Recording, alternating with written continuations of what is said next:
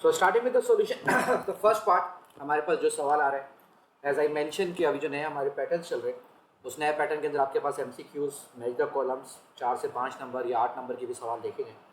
तो same thing over here. अभी हम यहाँ पे जो इसकी बात कर रहे हैं हमारे पास जो एरिया यहाँ पे गिवन है कि आप किस तरीके से सवाल को सॉल्व कर सकते हैं। So starting with the first part it's mention tick one box as I mention the last classes as well.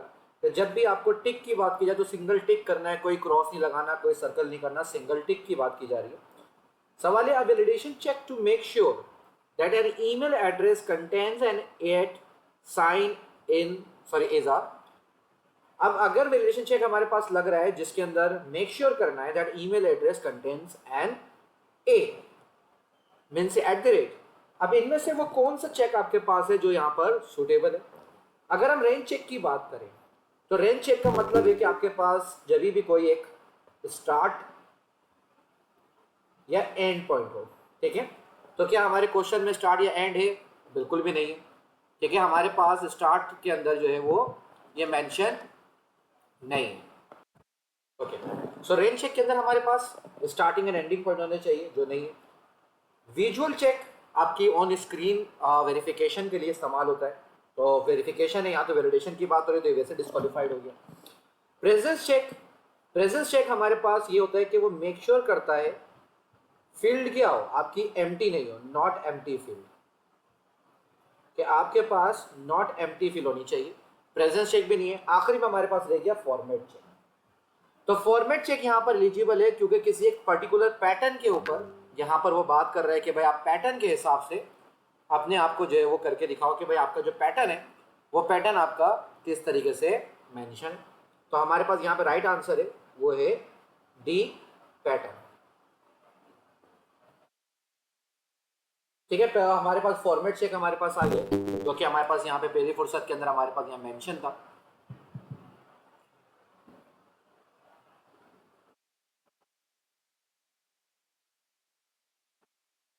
So second question, 4 descriptions. देखो आपको ये पढ़ना जरूरी होता है। 4 description programming concept and 5 programming concept are shown below. Description से ज्यादा हमारे पास आगे फंक्शंस दिए हुए। ड्रॉ वन लाइन, ठीक है, draw one line to link each description to the most appropriate programming concept. Not all programming concept may be used. लाजमी नहीं, क्योंकि उसने ऑलरेडी बताया हुआ है कि प्रोग्रामिंग कॉन्सेप्ट हमारे क्या है, ये है, और जो डिस्क्रिप्शन है वो ये है। तो इसने यहाँ पे पहले बात एक क्लियर कर दी है कि भाई not all programming concept will be used, कि मीन्स के इनमें जितने भी प्रोग्रामिंग कॉन्सेप्ट हमें दिए हुए जैसे कि function, procedure, parameter, global variable या फिर हमारे पास लोकल वेरिएबल, तो इनमें से कोई भी आपके पास ऐसा हो सकता है कि कोई एक इस्तेमाल ना हो रहा हो या 2 इस्तेमाल ना हो। लेट्स सी, जब कभी भी हम यहाँ पे बात करते हैं हमारे पास आंसर्स की और सिंगल लाइन ड्रॉ करनी है तो या तो आप प्रोग्रामिंग कॉन्सेप्ट के हिसाब से पढ़ लो या फिर आप डिस्क्रिप्शन के हिसाब से पढ़ लो। अगर हम यहाँ पे पहला उठाते हैं फंक्शन, ठीक है, हम फर्स्ट पार्ट ले रहे हैं क्या हमारा फंक्शन। तो फंक्शन की डेफिनेशन के अंदर हमें ये मालूम होता है कि वो हमेशा क्या करता है, अपनी वैल्यू को रिटर्न करता है। लेट्स सी कि कहीं पे कोई वैल्यू रिटर्न हो रही है, पहले वाले में बोल रहा है नॉट रिटर्न, दूसरे वाले में बोल रहा है कि भाई a value that is declare, ये भी नहीं है। A value that a procedure expect to call when it is called, जब बुलाया जाए, जब की बात आए। और subroutine that will always be return a value, always return a value. तो जैसे ही हमारे पास ऑलवेज की बात आ गई कि वो अपनी वैल्यू को रिटर्न करता है तो फंक्शन हमें क्या हुआ, यहाँ पर आकर फौरी तौर के ऊपर मिल गया, ठीक है। तो फंक्शन हमें पहला मार्क मिल गया। अब हम बात करते हैं प्रोसीजर की। प्रोसीजर आपके पास एक रूटीन है जिसमें आपके पास कोई वैल्यू जो है वो एज पर नीड बुलाई जाती है, एज पर नीड कराई जाती है, ठीक है। तो प्रोसीजर के अंदर आपकी कोई भी वैल्यू नहीं होती तो यहाँ पे लिखा not return. Not return already mention हमारे पास है कि प्रोसीजर के अंदर हमें अपने रिजल्ट को कॉल करवाना पड़ता है, वो पहले से गिवन नहीं होती, ठीक है। तो ये हमारा सेकंड वाला पार्ट क्लियर हो गया। अब आते हैं हमारे थर्ड पे, पैरामीटर। अगर हम पैरामीटर की बात करें तो ये एक वैल्यू होती है, ठीक है। पैरामीटर एक वैल्यू होता है जो फंक्शन या प्रोसीजर के अंदर एज अ इनपुट या कोई उसकी प्री डिफाइन या उसकी वैल्यू को रिकॉल करवाने के लिए इस्तेमाल किया जाता है, एक तरीके का वेरिएबल है। अब हमारे पास बची है दो डिस्क्रिप्शन। एक डिस्क्रिप्शन हमारे पास बची है जिसमें ये बात मेंशन है कि a value that is declare and use within a specific procedure, कि भाई स्पेसिफिक प्रोसीजर के अंदर डिक्लेयर होती है। A value that a procedure expect you to supply when it is called, कि जब बुलाई जाए, जब उसको कॉल किया जाए, डिक्लेयर तो वेरिएबल है, तो इसका मतलब है कि हमारे पास जो आंसर आया वो हमारे पास है सेकंड वाला, कि भाई पैरामीटर हमारे पास क्या होता है, कि पैरामीटर वो होते हैं जिसको हम रिटर्न या कॉल करवाते हैं। अब डिक्लेयर वाला पार्ट रह गया हमारे पास, ये डिस्क्रिप्शन रह गई है। A value that is declare and use, declare and use within a specific procedure. जब भी किसी प्रोसीजर के अंदर कोई चीज यूज होती है तो वो वेरिएबल तो है, वेरिएबल वाला पार्ट तो है, ये भी वेरिएबल है, ये भी वेरिएबल है। एक वेरिएबल आपके पास है ग्लोबल और दूसरा वेरिएबल आपके पास है लोकल। ग्लोबल वेरिएबल की अगर हम बात करें तो वो वेरिएबल होता है जिसका इंपैक्ट पूरे प्रोग्राम के ऊपर होता है। लोकल वेरिएबल वो वेरिएबल होता है जिसका काम किसी स्पेसिफिक टास्क के लिए। तो हमारे क्वेश्चन के हिसाब से जो हमारे पास डिस्क्रिप्शन बची आखिरी, उसमें ऑलरेडी मेंशन किया हुआ है प्रोसीजर विद अ स्पेसिफिक, ठीक है, with in a specific one. तो हमारा राइट आंसर क्या हुआ, ये हो गया।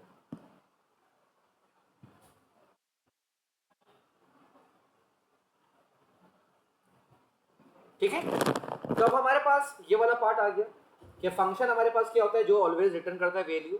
प्रोसीजर जो रूटीन है बट नॉट रिटर्न करता है वैल्यू। पैरामीटर वो है जिसकी वैल्यू को हम रिटर्न करवाते हैं या कॉल करवाते हैं।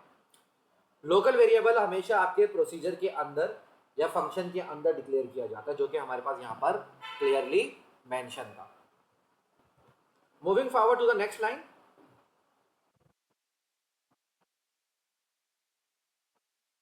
Write the pseudocode to use a procedure named average that passes the values 25 and 50 to the procedure।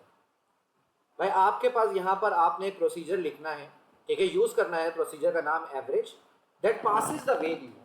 इसका मतलब है हमें वैल्यू क्या करवाना है, कॉल करवाना है। कि भाई आप क्या करवा रहे हो, आप अपनी वैल्यू को कॉल करवाओ और बताओ कि भाई ये जो आपने प्रोसीजर कोड लिखना है, ये कोड हमारे पास किससे किससे लिखा जाएगा।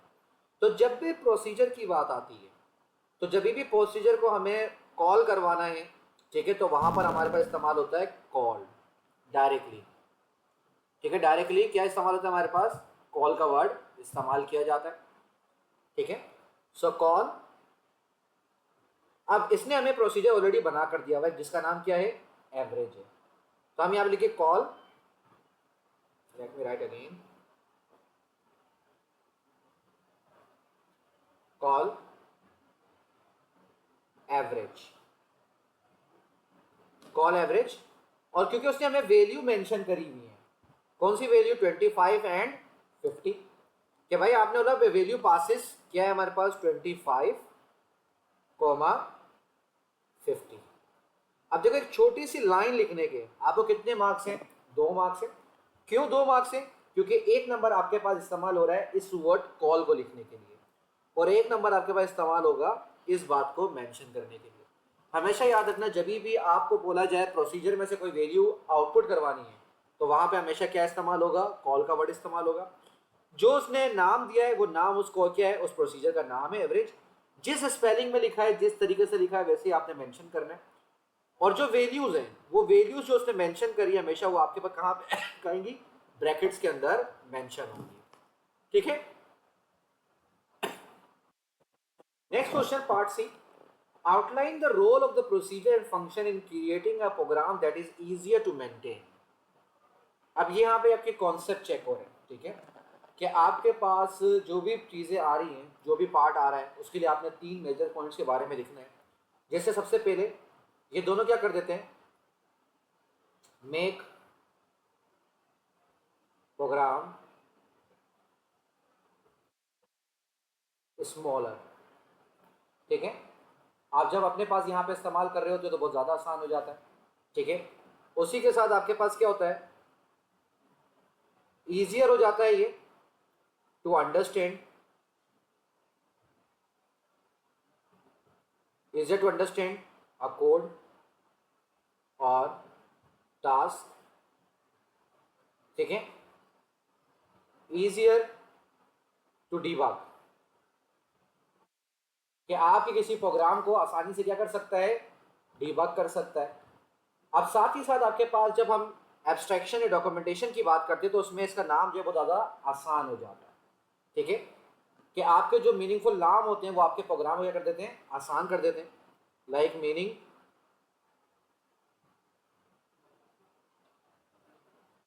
मीनिंगफुल नेम्स,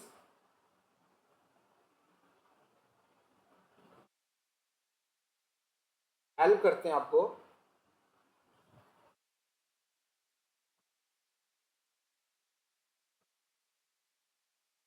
डॉक्यूमेंटेशन हमारे पास होती है जिसके लिए आसान कर देते हैं फॉर द प्रोग्राम।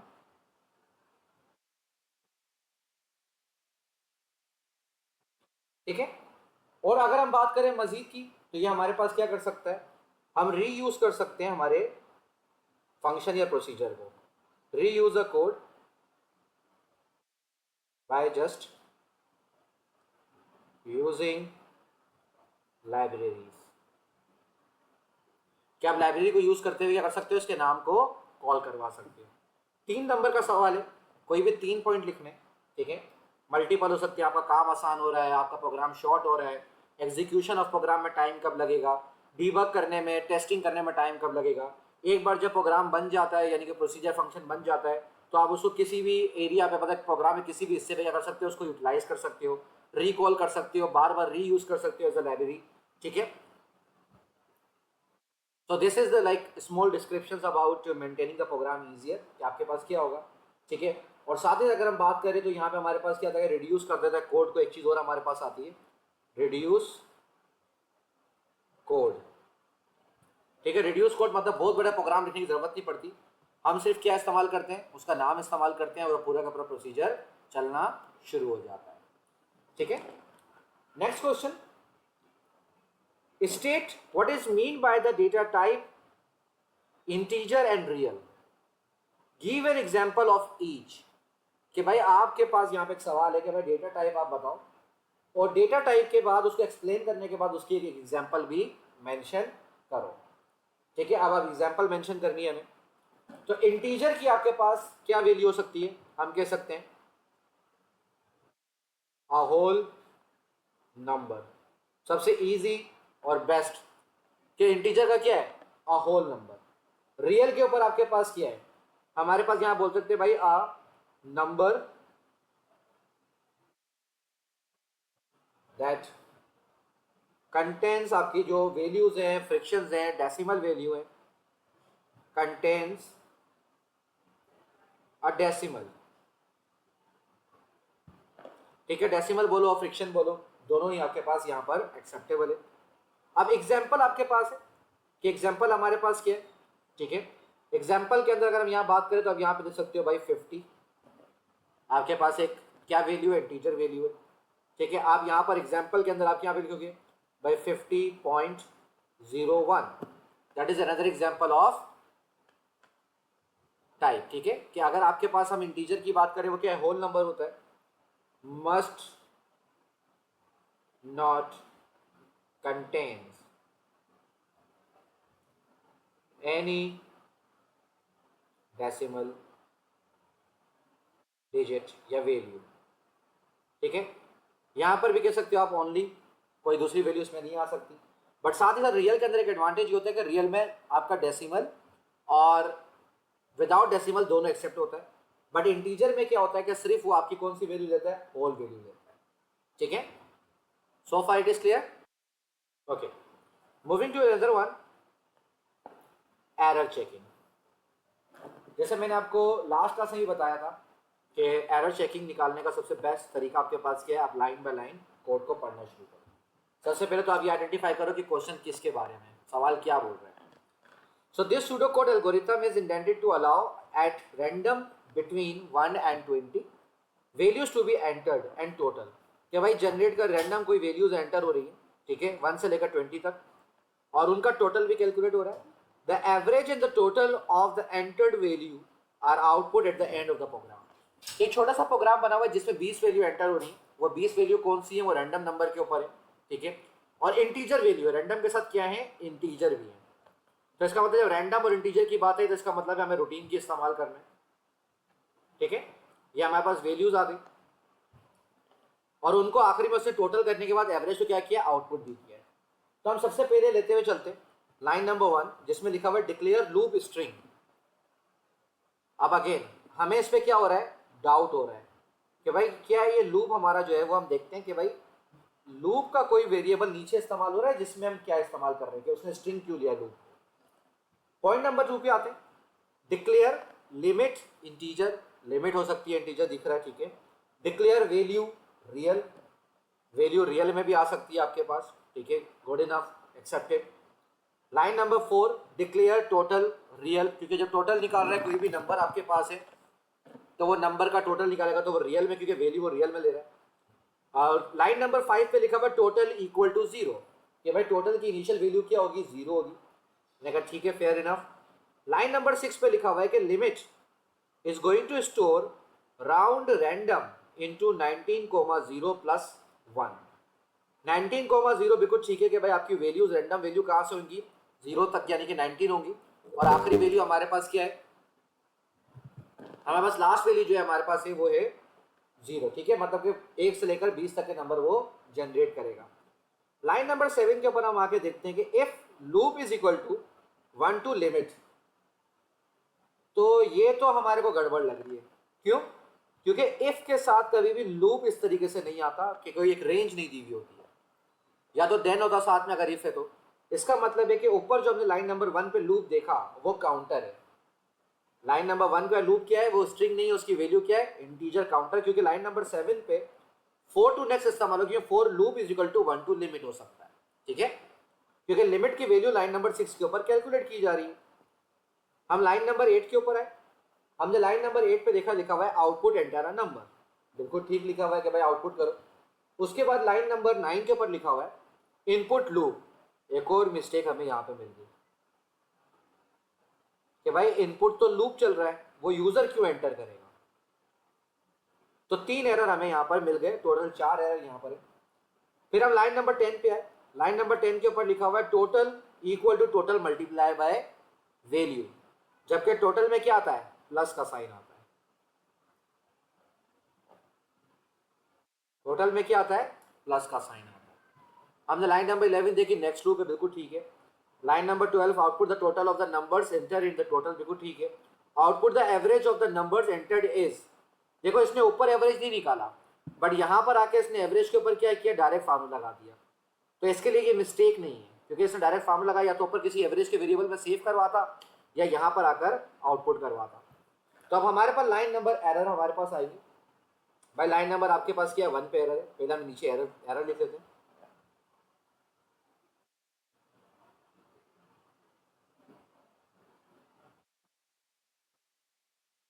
0 1 डिक्लेयर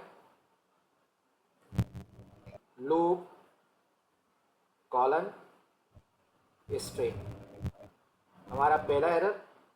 दूसरा एरर है लाइन नंबर 7, लाइन नंबर 7 पे हमने लिखा इफ लूप 1 टू लिमिट। तीसरा एरर हमारे पास है लाइन नंबर 9 में, input loop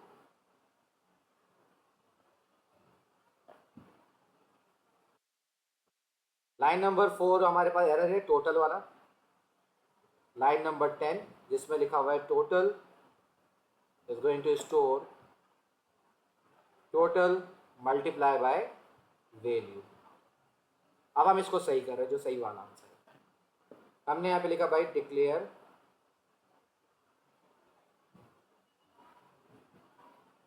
loop as integer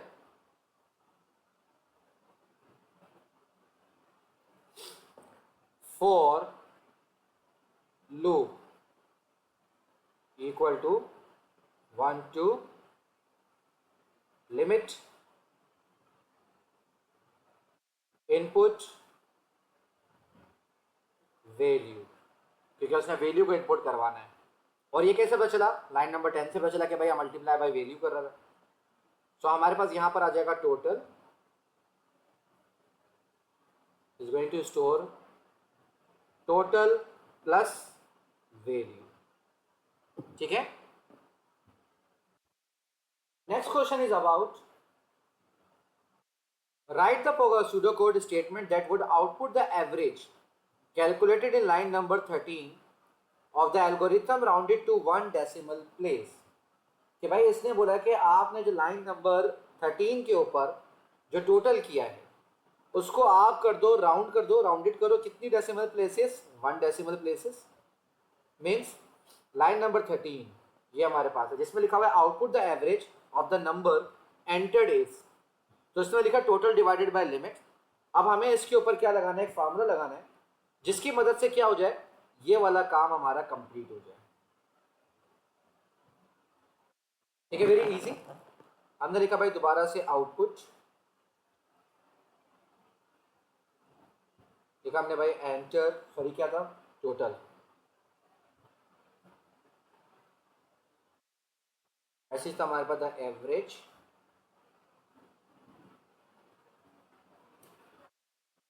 of the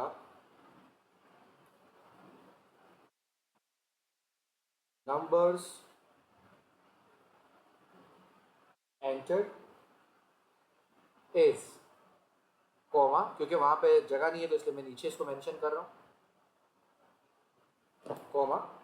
अब हमारा कंडीशन जो हमारा तरीकेकार था राउंड करने का, कि राउंड की बात की है इसने।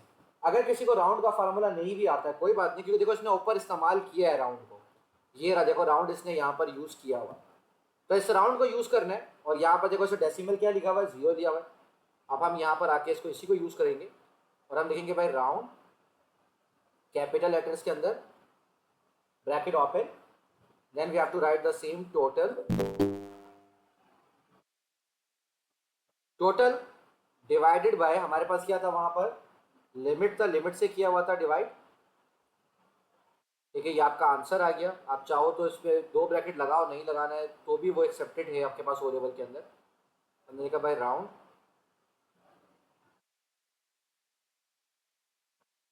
Total divided bye limit bracket close comma, क्योंकि इसने कितने डेसिमल प्लेसेस हमें बोला है, 1 डेसिमल प्लेसेस, तो आपके पास यहाँ पर क्या आ जाएगा, 1 आ जाएगा। अगर वो आपको बोलता 2 डेसिमल प्लेसेस कर दो तो वो 2 आंसर आता। अगर वो आपको बोलता कि भाई आप इसको 0 कर दो तो वो 0 के ऊपर हमारा आंसर यहाँ पर कंप्लीट हो जाता। अगेन सवाल के अंदर इसने कहा था कि भाई आपके लाइन नंबर 13 के अंदर जो स्टेटमेंट है उस स्टेटमेंट को आप क्या कर दो, राउंड कर दो, और राउंड करने के बाद जो है वो आप क्या कर दो, 1 डेसिमल प्लेसेस आपने उसको दिखानी है। तो हमने कहा ठीक है 1 डेसिमल प्लेसेस हमने कर दी। 1 डेसिमल प्लेसेस के लिए आपके पास ये डेसिमल वाला पार्ट यहाँ पर मेंशन है। ठीक है, अब क्योंकि इसमें 2 नंबर आपके पास हैं तो 2 नंबर में आपके पास जो, अगर मैं मार्किंग की बात करूँ कि मार्किंग कैसे होगी, एक नंबर आपका ये होगा कि आपने राउंड सही से यूज़ किया नहीं किया। दूसरा पॉइंट आपके पास होगा यहाँ पर कि आपने ये वाला पार्ट सही लिखा है या नहीं लिखा है। तो आपने अपनी तैयारी प्रॉपर 100% की करनी है। आपने ये नहीं करना कि मैंने कितना सही किया है कितना गलत किया है। ठीक है, आपने कोशिश करनी है कि मैक्सिमम मार्क्स आप ले लो, ताकि अगर 15 नंबर का मार्कर आपका ख़राब भी होता है तो आपको बाकी सब चीज़ों में अच्छे मार्क्स मिल चुके होंगे। Next, so the most common mistake the student do in this question, यहां पर उसने बहुत क्लियरली बोला how you would alter the original corrected algorithm. Corrected algorithm अगर फोकस करें आप इसके ऊपर तो इसने लिखा है कि भाई करेक्टेड एल्गोरिथम, सही algorithm, to make sure that all the numbers entered are between 1 and 500 inclusive.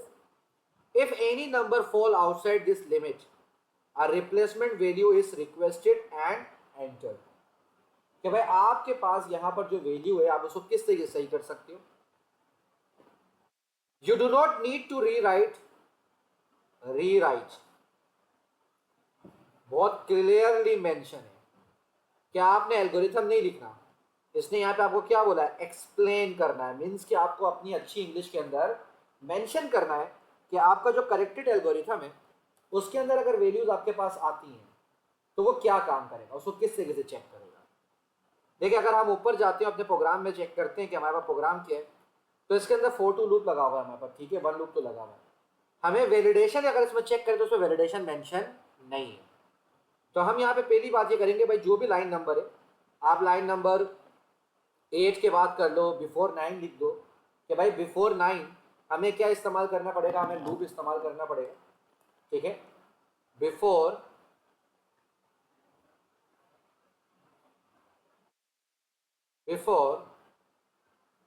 taking input at line 9 add loop। आप लूप के ब्रैकेट में आप लिख सकते हो while और रिपीट, या फिर आप लिख सकते हो इन दोनों के रिप्लेसमेंट में pre post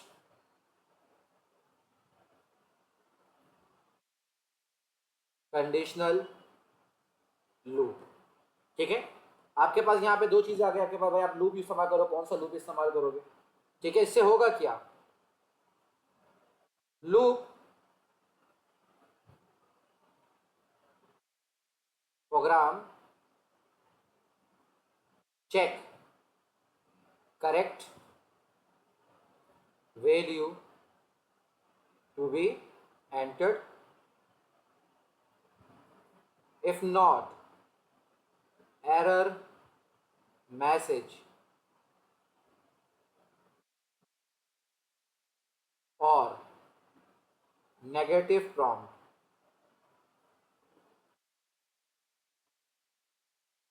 display on screen, ठीक है। लूप आपके पास आ रहा है, किससे किसे वो चेंज करेगा, किन किन वैल्यूज को ऐड करेगा। आप लूप लगाओगे, लूप से क्या होगा, कंडीशन चेक होगी, जब तक वो कंडीशन अप्रूव नहीं होगी प्रोग्राम नेक्स्ट लाइन पे नहीं बढ़ेगा। जब नेक्स्ट लाइन पे बढ़ेगा और वो वैल्यू आउट ऑफ रेंज हुई, ठीक है, वो वैल्यू आउट ऑफ रेंज अगर हुई तो वो क्या करेगा, सिस्टम के अंदर एरर मैसेज दे देगा, ठीक है। अगर वाइल यूज करोगे तो वो री एंट्री कर देगा, रिपीट करोगे तो वहां पे मेंशन करोगे भाई एंड के अंदर आपकी वैल्यू क्या हो रही है, क्लोज हो रही है, ठीक है। Write the pseudocode statement to perform this task, ठीक है। हमें सूडोकोड एक कोड लिखना है जो कि टास्क परफॉर्म कर सके। टास्क क्या है, accept input of a whole number from 1 to 4 inclusive, use a case statement to, कौन सी स्टेटमेंट आपकी केस स्टेटमेंट यूज करनी है, output the number 1 to 4 that was entered, output the word error if a 1 to 4 inclusive number was not entered. अब यहां पर उसने आपको स्पेसिफिक कर दिया कि आपने क्या इस्तेमाल करना है, केस इस्तेमाल करना है। और केस हमने मल्टीपल टाइम पे डिस्कस किया कि जब तक एग्जामर ना बोले या आपके मेन्यू का ऑप्शन ना हो, जब तक हमें केस ऑफ को कोशिश करते हैं कि यूज ना करें। बट यहाँ पर हम अपने डायरेक्टली नंबर्स को यूज कर सकते हैं बहुत इजीली, बहुत सिंपली। हमारे पास जो पैटर्न है, ठीक है। अब हमारे पास है, क्योंकि इसने नंबर आपकी बात की, नंबर इनपुट भी होगा हमारे पास है कि देखो ये रहा एक्सेप्टेड इनपुट। तो हम इसके सॉल्यूशन के ऊपर बात करते हैं कि भाई हमारा प्रोग्राम कैसे बनेगा। हमने एक prompt the, output enter number from 1 to 4, ठीक है। हमने दूसरा पार्ट लिया इनपुट,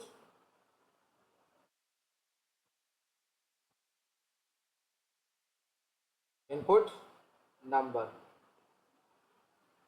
ठीक है। नंबर इसने हमें यहाँ पे ऑलरेडी बोला है कि भाई इसका नंबर है, ये रहा नंबर है। हर जगह के ऊपर इसने नंबर के वेरिएबल को इस्तेमाल किया हुआ, तो हम नंबर के वेरिएबल को यूज करेंगे। अब हम लगाएंगे हमारा केस ऑफ। केस ऑफ काम कैसे करता है, हमने लिखा भाई केस कैपिटल लेटर के अंदर, केस ऑफ जो आपका इनपुट आया नंबर, ठीक है। हमने नंबर लिया, यहाँ पर हम लिखेंगे नंबर, केस ऑफ नंबर। अब वो नंबर पे चेक करेगा कि नंबर पे क्या चेक करेगा, नंबर पे वो चेक करेगा कि आपकी जो एंटर की हुई वैल्यू है वो क्या है। जैसे कि 1 2 3 एंड 4, ये नंबर इसने ऑलरेडी हमें बताए हुए कि भाई आपके ये 4 नंबर आने चाहिए। हम लिखते कि अगर यूजर ने 1 इनपुट किया, अगर यूजर ने क्या इनपुट किया 1, तो आप करोगे आउटपुट क्या चीज, नंबर। अगर उसने 2 इनपुट किया, ठीक है, तो भी हमारे पास क्या होगा, आउटपुट नंबर होगा, क्योंकि उसने बोला भाई आपने नंबर ही आउटपुट करना है, ठीक है। बारी बारी अगर बंदा यूजर 1 से लेकर 4 तक की कोई वैल्यू डालता है तो वही चीज आपकी क्या हो जाए, आउटपुट हो जाए। तो हर किसी में हमारे पास है output number, output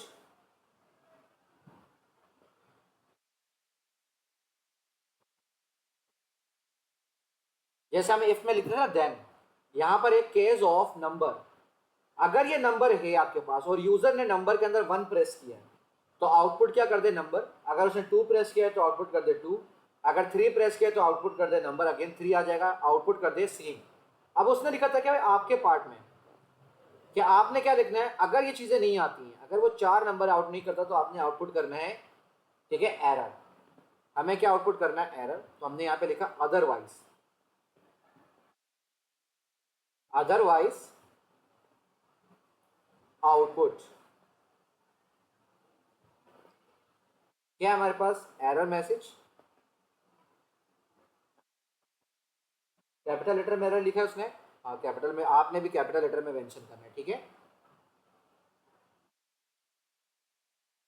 Invertis coma close. अब जब आपने केस को स्टार्ट किया, केस को क्लोज करने के लिए हम लगाते हैं एंड केस। अच्छा, जिन बच्चों ने कभी केस के बारे में नहीं किया तो केस के लिए आपको याद रखना जरूरी होता है कि केस में ये आपका सेंटेक्स है, अदरवाइज एंड केस। और ये जितने भी हमारे कॉलन बीच में यूज हो रहे हैं, ये सेमी कॉलन नहीं है, कॉलन है प्रॉपर, ठीक है। ये आपके हमेशा क्या इस्तेमाल होंगे, एज अ सेंटेक्स इसमें इस्तेमाल किया जाएगा। कोड मेंशन है, एक फ्लो चार्ट मेंशन है, हम पहले फ्लो चार्ट को समझ लेते हैं ताकि फिर बाद में जब हम एंट्रियों की बात करें तो हमारी वैल्यू उस तरीके से चल रही है। यहाँ पे प्रोग्राम बना हुआ है, प्रोग्राम में हमारे पास क्या एंटर हो रही है, लिमिट एंटर हो रही है। लिमिट के बाद एक काउंटर जो है वो काउंट कर रहा है अपने आप को, ठीक है। और उस काउंट के बाद जो है वो आपके पास नंबर काउंट इनपुट हुआ, जिसमें हमारी लिमिट एंटर हो रही है कि भाई आपकी मैक्सिमम लिमिट क्या है हमारे पास, ठीक है। उस लिमिट के बाद जो हमारे पास जो वैल्यू आ रही है, सेकंड जो वैल्यू हमारे पास आ रही है वो इनपुट क्या आ रही है, पहले पे हमारे पास लिमिट है और दूसरे पे जो है वो नंबर इंडेक्सिंग हो रही है काउंटर के साथ, जो वैल्यू स्टोर हो रही है। सेकंड पार्ट के अंदर जो फोर्थ तो आपके पास जो चीज बता रहा है वो बता रहा है कि भाई काउंट की वैल्यू जो है वो ऑटो इंक्रीमेंट के लिए हमने उसने क्या किया, प्लस क्या काउंटिंग स्टेटमेंट लगाई और बोला है कि इस count is greater than limit.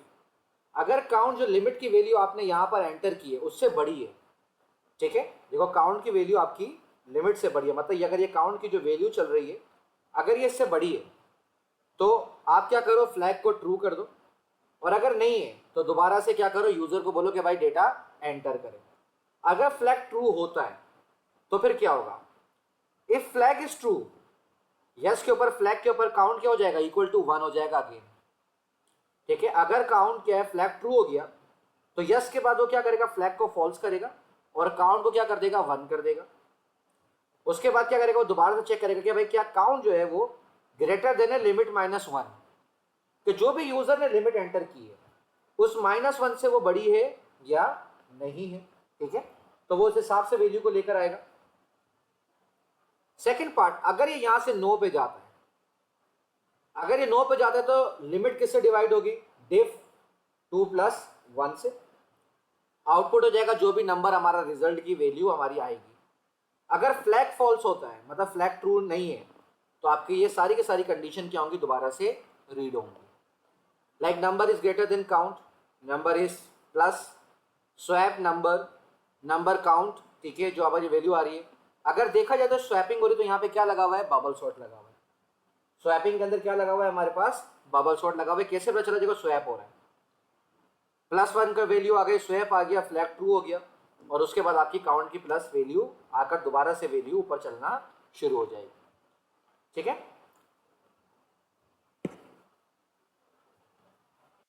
Okay, सबसे पहली वैल्यू उसने क्या एंटर करी, हमारे पास जो वैल्यू सबसे पहले एंटर हुई है वो ये एंटर, लिमिट 1 की वैल्यू क्या है, 7, जो उसने सबसे पहले हमारे को बात की थी कि भाई आपके पास क्या है कि आपने सबसे पहले एंटर करना है 7 को, ठीक है।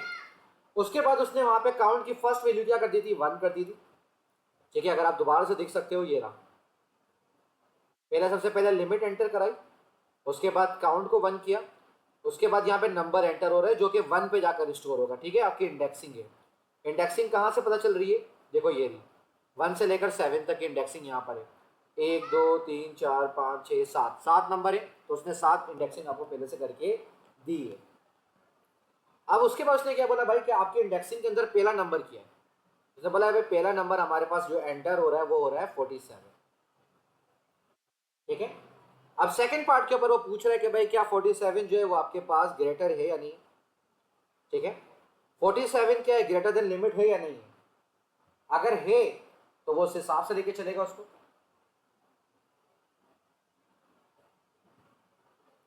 कंडीशन ट्रू है, यस और नो। ठीक है, count is greater than limit, बिल्कुल भी नहीं है कि 7 है। उसके बाद फ्लैग आपके पास क्या हो जाएगा, ट्रू हो जाएगा। और जब फ्लैग ट्रू होगा तो फ्लैग अगर ट्रू है तो वो नीचे क्या करेगा, पूरे ये वाली काउंटिंग आपकी इस्तेमाल करना शुरू कर देगा कि भाई आपका ठीक है वैल्यू कहाँ पे चल रही है और कैसे वो करके दिखाएगा आपको।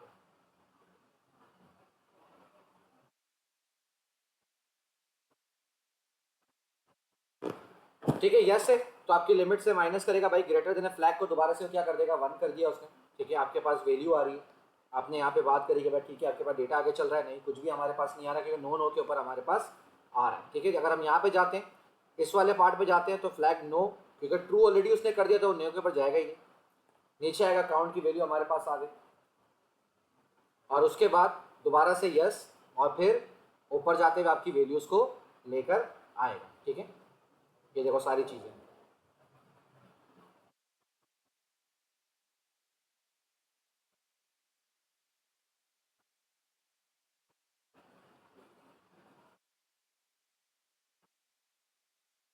सो आपके पास वैल्यूज आई, हमारे पास आया काउंटर नंबर 2, और काउंटर नंबर 2 के ऊपर आ गया 50। अब इसी तरीके से मैं डायरेक्ट एंट्रियां कर रहा हूँ ताकि आपको पता चल जाए कि हमने कैसे ये एंट्रियां यहाँ पर करवानी है। 3, आपके पास थर्ड के ऊपर की तीसरी वैल्यू क्या आपके पास, 50 के बाद 52। ठीक है, फिर आपका काउंटर +1 हो गया, फिर आपके पास यहाँ पे चला गया भाई 60। ठीक है, फिर फिफ्थ के ऊपर आपके पास वैल्यू क्या आ गई, 80।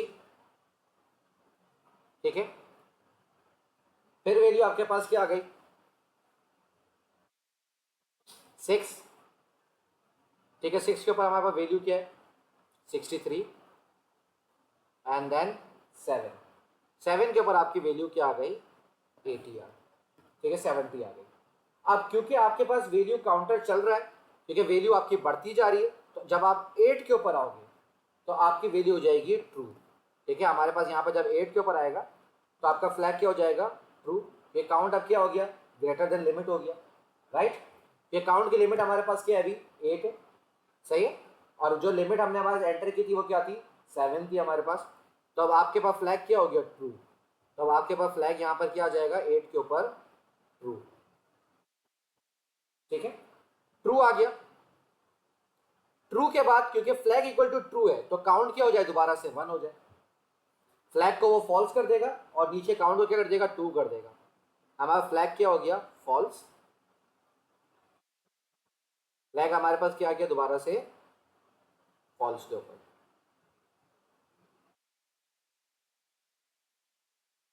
ठीक है, और काउंट की वैल्यू को उसने क्या कर दिया, अगेन 1 कर दिया। ठीक है, अब क्योंकि प्रोग्राम अब हमारा चेंज हो रहा है और प्रोग्राम की वैल्यू आ रही जा रही है। ठीक है, आपके पास लिमिट आ गई। आप देखो यहां से आपकी काउंटिंग क्या हो रही है, दोबारा से फ्लैग के ऊपर आ रही है। क्या फ्लैग आपके पास ट्रू है या नहीं है, उसने बोला भाई फ्लैग ट्रू नहीं है क्योंकि फ्लैग की वैल्यू क्या है, फॉल्स है।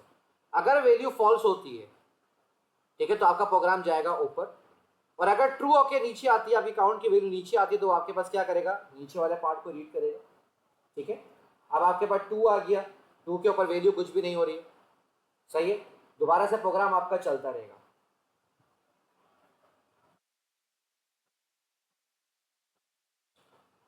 To, 3, 4।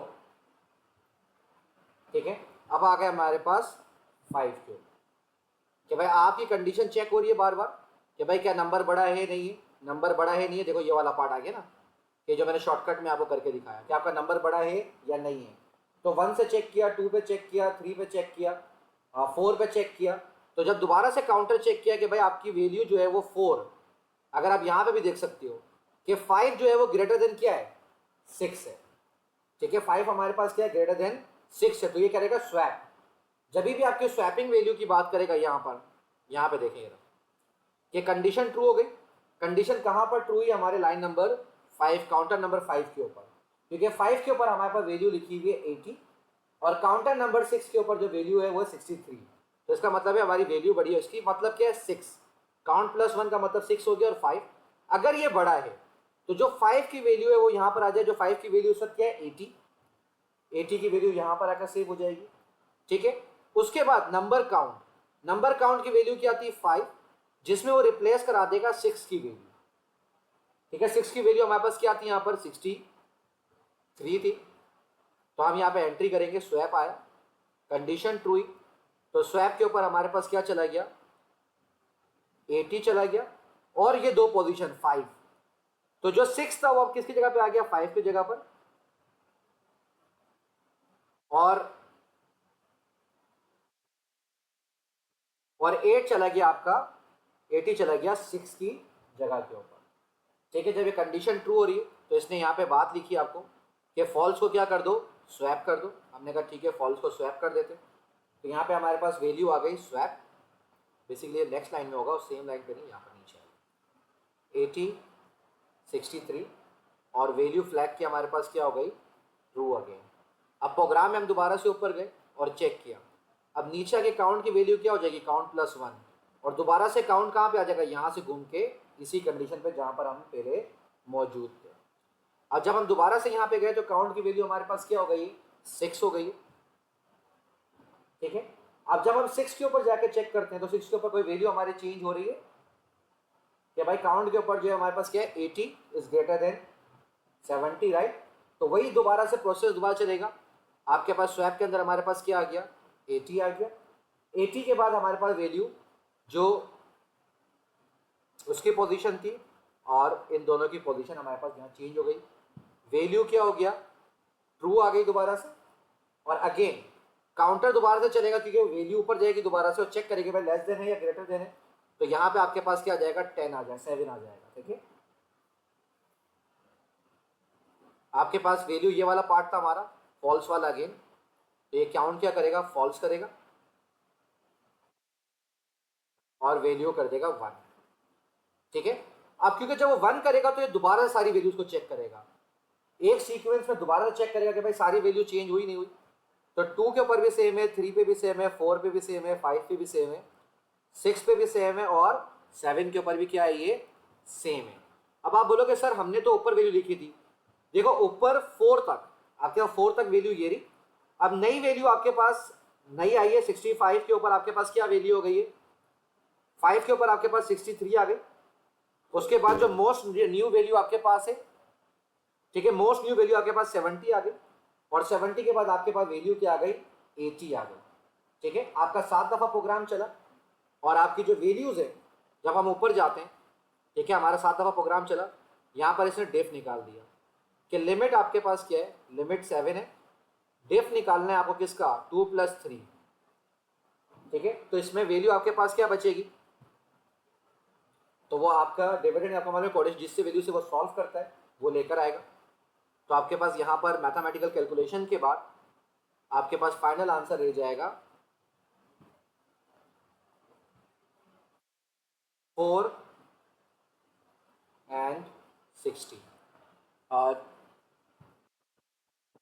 Okay, next question. Part B. Outline the process involved in the algorithm shown in the flow chart on page 6। कि जो पेज 6 के ऊपर आपके पास जो फ्लो चार्ट है, इसके अंदर आपके पास जो है वो क्या मेजर काम कर रहे हैं।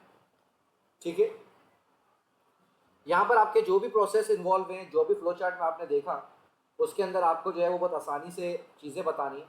लाइक कि आप यहाँ पे ये बात कर रहे हो कि भाई बबल सॉर्ट है वो सॉर्ट कर रहे हैं। ठीक है, आप उसको बात कर रहे हो कि भाई आपके पास जो प्रोग्राम बना हुआ है पेज नंबर 6 के ऊपर, ठीक है, इसमें क्या क्या फ़ायदे हो रहे हैं, क्या क्या का प्रोसेस आपके पास है, वो सारी की सारी चीज़ें आपने यहाँ पर मेंशन करानी है। जैसे हम यहाँ पे बात कर रहे हैं कि भाई आपका जो डेटा आ रहा है,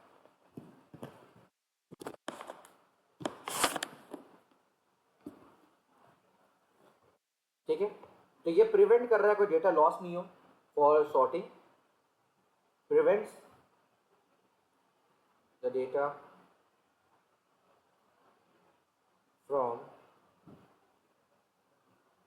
being lost.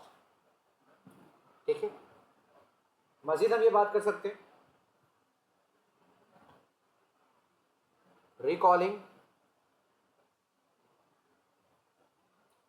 Data in the program. ठीक है, आपका ये बात कर रहे हैं कि भाई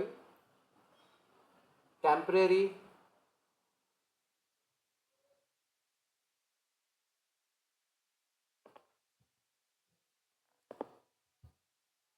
okay, next part before I get disconnected I was explaining like कि हमारे पास आपके टेम्परेरी वैल्यू स्टोर्स डेटा। ठीक है, कि आपके पास जो वैल्यूज हैं वो स्टोर कर सकता है ताकि वो कोई भी किस्म के उसमें मिस्टेक्स नहीं हो। सॉर्ट कर रहा है डेटा इन असेंडिंग ऑर्डर। ठीक है, आपके पास ये मजीद चीज़ें आपके पास हैं जिसे मैंने बताया था कि आप 3 पॉइंट लिखने, आप जितने ज़्यादा लिख, यानी कि ज़्यादा लिखने की ज़रूरत नहीं है, इनमें से कोई भी 3 पॉइंट आप लिख सकते हो, हर एक पॉइंट का 1 मार्क आपके पास होगा। ठीक है, next part,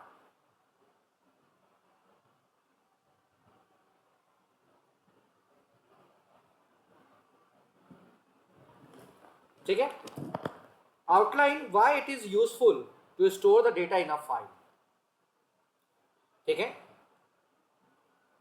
to keep data safe without get lost। ठीक है, सेकंड हम यहां बात कर सकते हैं you can reuse your data again and again. ठीक है, या फिर हम कर सकते to keep a extra copy. ठीक है, या फिर हम इसमें ये बात कर सकते हैं इजी टू ट्रांसफर। ठीक है, अब इन्वॉल्व यहाँ पे, सॉरी ऊपर वाली बात को भी दोबारा से मुझे देखते देखते याद आया।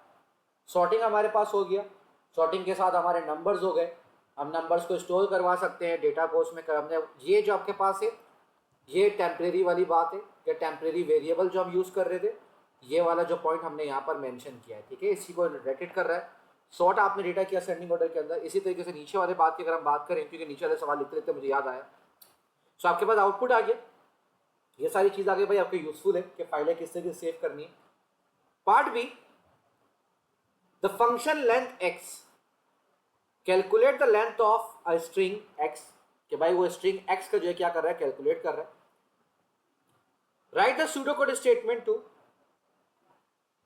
Read content of the file codation dot t x t. आपके पास डॉट टी एक्स टी वाली बात आ गई कि आपने यहां से जो है इसको लेकर चलना है और ये इसको इस तरीके से आप इजीली कर सकते हो। Into an appropriate string variable that has been declare, कि भाई वो डिक्लेयर हो चुका है। Output the string in the upper case and the length of the string text. ठीक है, फाइल हैंडलिंग का सवाल है, ऑलरेडी उसने यहाँ पे आपको मेंशन कर दिया कि भाई डॉट टी एक्स टी है तो आपका फाइल हैंडलिंग है। हम लिखेंगे सॉल्यूशन।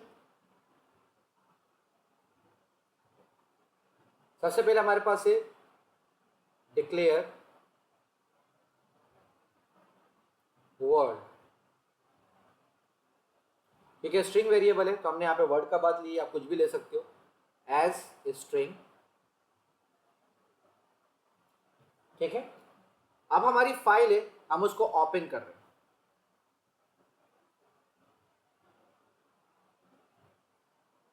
ओपन फाइल, हमारी फाइल का नाम उसने ऑलरेडी मेंशन किया हुआ है, ये रहा फाइल का नाम। फाइल का नाम हमारे पास है quotation.txt। किस लिए करना है, रीडिंग पर्पस की बात कर रहा है, उसने बोला आउटपुट करना है फॉर रीड। देखो ये रहा एक रीड और आउटपुट फॉर रीड। ठीक है, रीड फाइल,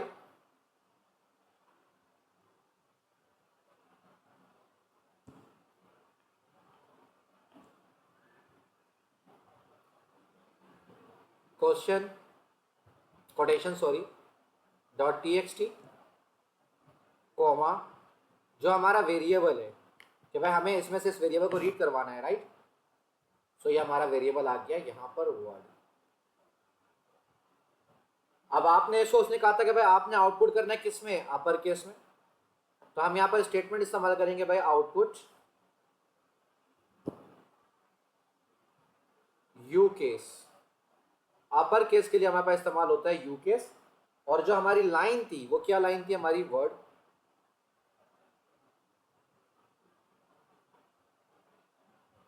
ठीक है, तो ये अपर केस में आ गया और आखिरी में हमारी फाइल क्या हो गई, close. Close file, again file का नाम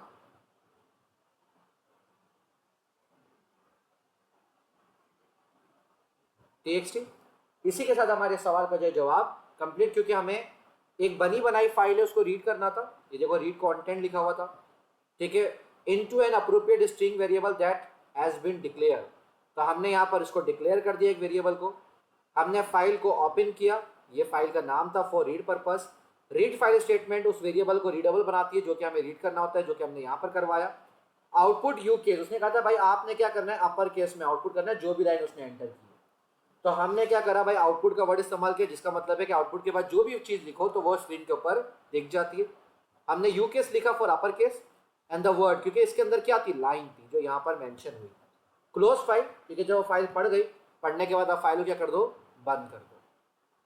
ये logic gate is the most easier question, और आपको इसको सॉल्व करने के लिए कोशिश ये करनी है कि इसमें आपसे गलती ना हो। ठीक है, 4 नंबर, 5 नंबर, 6 नंबर का सवाल है।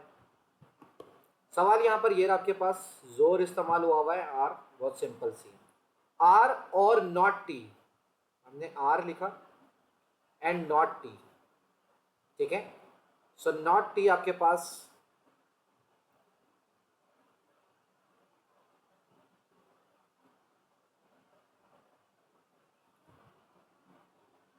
हमने बनाया नॉट टी, और ये आर आपके पास जाहिर है। दोनों के बीच में कौन सा है, और गेट है। आप और गेट ऊपर बनाओ या नीचे बनाओ उससे फर्क नहीं पड़ता, कनेक्शन सही बनने चाहिए। और गेट आपका कनेक्शन यहाँ से हो गया और एक कनेक्शन आपका नीचे से हो गया, तो हमने ये वाली इक्वेशन क्या कर दी, कंप्लीट कर दी। सेकंड पे क्या है, नॉट एस। सो एस के आगे क्या बना हुआ है, नॉट बना हुआ है।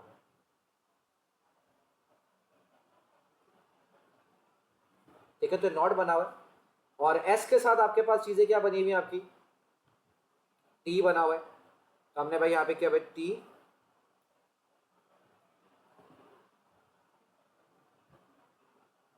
नॉट।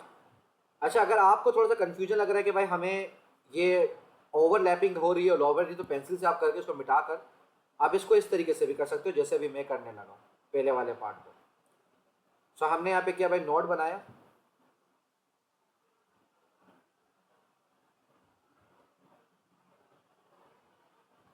यहाँ पे और बनाया,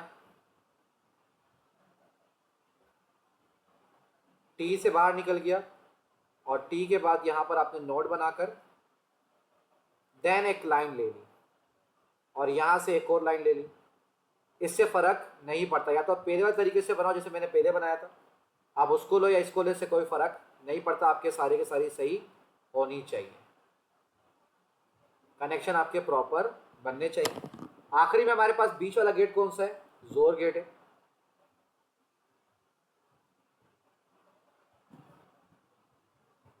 हमने जोर गेट बनाया और जोर गेट के साथ इसको ज्वाइन कर दिया, ठीक है। इसके लिए भी आपको गेट्स के बारे में अच्छे से पता होना चाहिए कि आपका गेट कौन कौन सा है, आपने क्या चीज़ों को लेकर गए हो, ठीक है। तो इसके साथ ही आपका क्लियर हो जाएगा, ठीक है। So we are start solving it not, क्योंकि हमारे पास से हमने कहा भाई हम सारे नॉट वालों को सॉल्व कर लेते हैं और उसके बाद आगे चीज़ों को लेकर चलते हैं, तो हम पहले इसको लिख रहे हैं ना नॉट। सो ऑपोजिट होता है, तो 1 0 हो गया, 1 0 0 1 हो गया, 0 1 1 0 1 0, देन अगेन 1 1 0 0। अब आप बोलोगे सर नीचे के देखो, अपोजिट नॉट के अंदर हमेशा क्या होगी, वैल्यू आपकी अपोजिट रहेगी,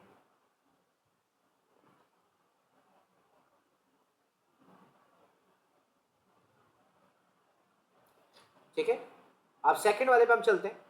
सेकंड नोट हमारा क्या है, हम उसको एक और कलर से ले लेते हैं कि भाई हमारा सेकंड नोट है ये टी, नॉट टी, टी ये रहा हमारे पास। तो 0 क्या हो गया 1, 1 क्या हो गया 0, 0 क्या हो गया 1, अगेन 0 1 0 1 एंड देन 0, ठीक है। ये वाला पार्ट भी हमारा क्लियर हो गया। हमने नोट को भी पहले से क्या करा, डिफाइन कर दिया कि भाई नोट भी हमारी वैल्यू कंप्लीट कर दे, ठीक है। अब हमारे पास हम जाते हैं इस वाली इक्वेशन के ऊपर, हम ले लेते हैं इस पूरी इक्वेशन को, आर और not T, R and not T, और लगा हुआ है, इसका मतलब है दोनों आपस में क्या होंगे 8, 0 + 1 1, 0 + 0 0, 0 + 1 1, 0 + 0 0, 1 + 1 1, 1 + 0 0, 1 + 0 सॉरी 1 + 1 1 होगा, मैंने यहाँ पे बाई मिस्टेकली 0 लिख दिया था, 1 क्योंकि ये भी 1 है, ठीक है। 1 1 1 and 1 0 = 1 only.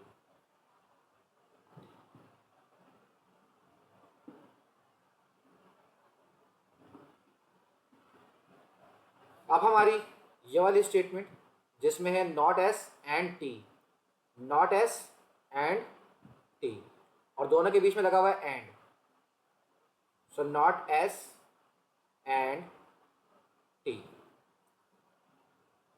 So 0 × 1 0, 1 × 1 1, 0 × 0 0, 0 0 1 0 and then again 0, ठीक है। तो हमारे पास यहाँ पर ये 0 0 आ गया। अब हमें निकालना है हमारा आखिरी में जोर। सो जोर में हमें सिंपल तरीका मैंने उस दिन भी बताया कि सेम पे आपका 0 आएगा, अपोजिट पे 1 आएगा, opposite opposite opposite same, opposite same, opposite and opposite. So this is the way how you can solve your logic gate truth table by using the expression. अगर आपका सर्किट बिल्कुल सही है और सर्किट से आप बना रहे हो सर्किट से बनाओ, अगर इक्वेशन से बनाना है आपको इक्वेशन से बनाओ, there is no hard and fast rule, but ये कि आपकी लॉजिक एक्सप्रेशन के साथ आपका ट्रूथ टेबल सही होना जरूरी है। नेक्स्ट हमारे पास है डेटाबेस का सवाल। देखो जैसे लॉजिक गेट में मिस्टेक नहीं होनी चाहिए, एट द सेम आपके पास यहाँ पे मिस्टेक नहीं होनी चाहिए। आपने यहाँ पर डेटा देख लिया, आपका डेटा क्या चल रहा है कि अभी कौन कौन सी इन्फॉर्मेशन यहाँ पे मांग रहा है, ठीक है। सबसे पहले तो उसने पूछा कि भाई आप देखो database called soft drink store the details of the soft drink sold by a small shop. उसने किया भाई नेम कोला है, सप्लायर के अंदर कैम्ब्रिज बेवरेजेस रखा हुआ है, कंटेनर में कैन है, साइज के अंदर CL 330 लिखा हुआ है, नंबर ऑफ स्टॉक 30 है, रिकॉर्डर लेवल हमारे पास क्या है 15 है, रीऑर्डर पॉलिसी के हमारे पास यस है। State whether any of this field is given field would be suitable as a primary key and give a reason for your answer. कि आपने ये बताना है कि इसमें से कोई की ऐसी है, कोई फील्ड ऐसी जो सूटेबल है, तो हम यहाँ पे सिंपल लिखेंगे क्योंकि इसमें कोई भी फील्ड जो है वो आपकी सूटेबल नहीं है, नन. ठीक है, नन ऑफ द फील्ड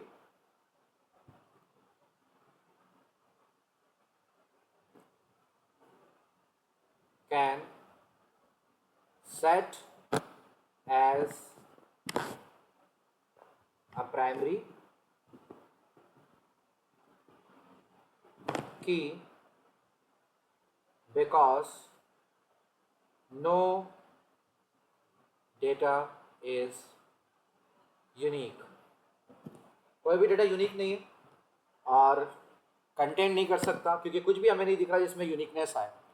बोतल का साइज सेम हो सकता है, बोतल का नाम सेम है, सप्लायर सेम है, कंटेनर सेम है, नंबर ऑफ स्टॉक सेम है, रीऑर्डर पॉलिसी सेम है, तो इसमें से आप कुछ भी जो है वो सेम नहीं कर सकते. ठीक है, तो अब second part, complete the structure query language statement to return the number of cans the shop has in stock. थोड़ा सा कॉम्प्लिकेटेड सवाल है, इसको समझना थोड़ा सा मुश्किल है क्योंकि इसमें बेसिकली वो मांग रहा है क्या है, फर्स्ट अटेम्प्ट पे आपको समझ में नहीं आता. अगेन सेकंड दोबारा से पढ़ना, complete the structure query language statement to return the number of cans. यहां पर इसने बात करी किसकी, number of cans. Number of cans the shop has in stock, कि आपने ये काउंट करना है कि जो शॉप है उसके इस वक्त नंबर ऑफ केन्स कितने बाकी हैं. देखो नंबर ऑफ केन स्टॉक के अंदर हमारे पास क्या है, 30 है, बट कुछ बिकेंगे भी. तो इसने क्यूरी लगाई, इसने बोला भाई आप मुझे स्टेटमेंट लगा के दो, आप मुझे बता कर दो कि भाई मैं ऐसी क्या क्यूरी रखूं जिसमें मुझे ये पता चले कि भाई आपके पास जो केन है, मतलब जो स्टॉक के अंदर आपके पास जो प्रोडक्ट है वो कितनी है, वो कैसे पता चलेगी.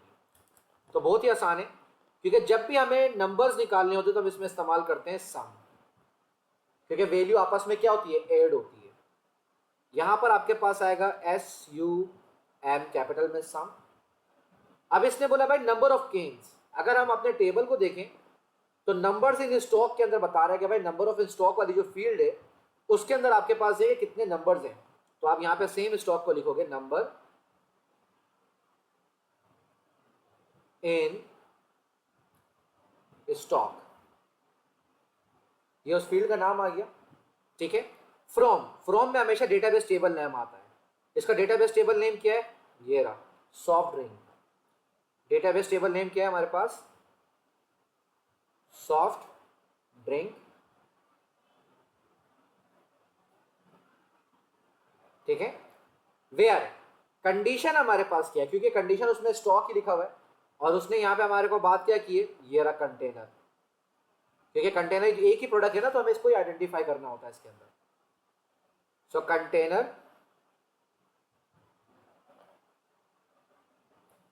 container, equal to can. Single inverted comma लगाओ, 2 टाइम इन्वर्टिस कोमा का लगाओ, दोनों ही यहाँ पर एक्सेप्टेबल हैं. इसके अंदर देखा जाए तो थोड़ी सी उसने इंफॉर्मेशन छुपा कर दी थी. भाई इसने बोला रिटर्न करो, स्टेटमेंट रिटर्न करो द नंबर ऑफ केन्स. ठीक है, केन से हमें पता चला एक ही स्टॉक है, नंबर्स आइडेंटिफाई करने, the shop has in the stock. तो सम नंबर इन स्टॉक जो उसकी स्टॉक की फील्ड थी, फ्रॉम मीन्स के टेबल का नाम क्या था, कंटेनर जो कि उस फील्ड में से आइडेंटिफाई करता जिसमें केन स्टोर हुआ था. तो यहां पर आकर उसने क्या करा, उसको इजीली आइडेंटिफाई कर लिया. Last part, we have information about a club. एक क्लब है जिसके अंदर क्या है, एक एरे बना हुआ है, is used to store the names of 12 cricket clubs in a local sports league. तो स्पोर्ट्स लीग है लोकल की, उसके अंदर हमारे पास एक वनडी एरिया बना हुआ जिसमें सारे क्लब के नाम है. कितने क्रिकेट क्लब हैं, 12 है. ठीक है, 12 क्रिकेट क्लब हमारे पास है. 2 डायमेंशन एरे जिसका नाम है statistics is used to store for each club the number. क्या है हमारे पास, match won, matches drawn, matches lost, कि भाई कितने कितने मैच आ रहे हैं. यहां पर उनकी बात भी है कि भाई one D array points is used to store the total number of points each club has been awarded. अब तक जितने मैच उसने खेले उसके क्या हो जाए, सारे के सारे पॉइंट उसमें स्टोर हो जाए। The position of any cricket club data is the same in the all three arrays, कि भाई तीनों एरे 1, 2 और 3, तीनों एरे का क्या है भाई, हमारे सारी चीजें सेम होनी चाहिए, मतलब एक ही पोजीशन पे होनी चाहिए। For example the data in the index 2 of stats and index 2 of points belongs to the cricket club in the index 2। जो जो इंडेक्स 2 के अंदर है उसी की सारी चीजें यहाँ पे क्या होनी चाहिए, मेंशन होनी चाहिए। द वेरिएबल मैचेस, यहाँ पे देखो ये सिंगल वेरिएबल है, इसमें स्टोरिंग नहीं हो रही, खाली मैच है। Stores the numbers of matches played by each team, each team played the same number of matches. Player points are awarded 12 points for win, 5 points for draw and 0 point for match हारने के ऊपर 0 point मिलेंगे। अब requirement हमारे पास क्या है, allow the number of the matches played to be input and store with maximum matches of 22। तो इसका मतलब यहाँ पे हमारी क्या है, वैलिडेशन है कि 22 में से ज्यादा का नंबर नहीं होना चाहिए। Validate the number of the matches played, आपने कितने मैच खेले उनको करना है वैलिडेट। अब वो वैलिडेट कैसे होगा कि जब आप लिखोगे भाई इनपुट में आपके मैच कितने डाले, फॉर एग्जांपल आपने डाला भाई मैंने 20 मैच खेले, अब उसका सम आपको पता चलेगा कि भाई 20 में से कितने मैच जीते हो, कितने मैच हारे हो, कितने मैच ड्रॉ हो। Allow the names of the cricket club to be input and store, allow the number of the matches won, drawn and loss to be input and store for the each team. Validate the number of matches won, drawn or lost against the number of the matches played। ये वाला part आपका कहां पर आ गया, यहां से match करिए। Ask the user to re-enter the number of the matches won, drawn and lost if the total is not matched। Calculate and store the total number of the points for each club। Find the cricket club or clubs with the highest number of points। आपने identify करना है कि highest point कौन से club के हैं।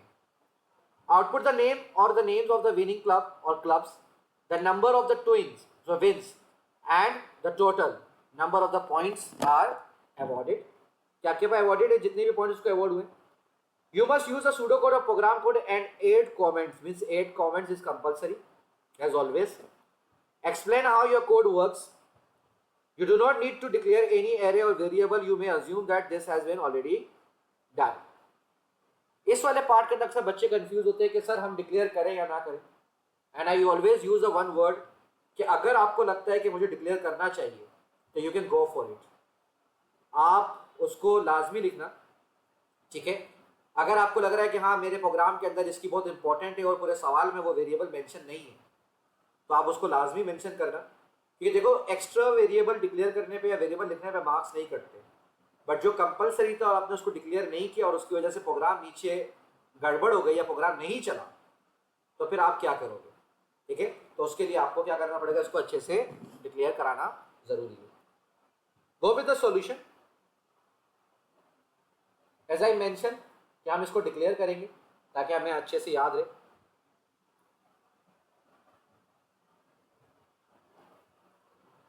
Comments, हम यहां पे क्या कर रहे हैं,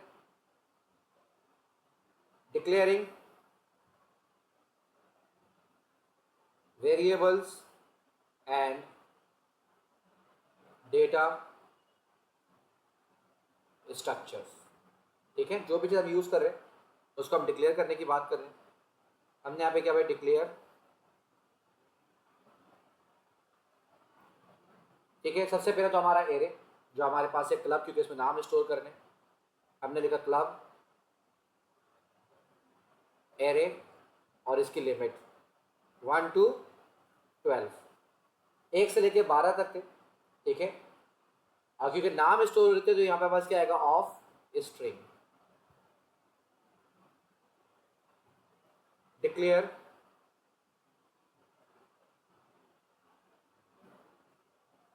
स्टेट्स, क्योंकि स्टेट्स के अंदर हमारे पास 3 कॉलम थे,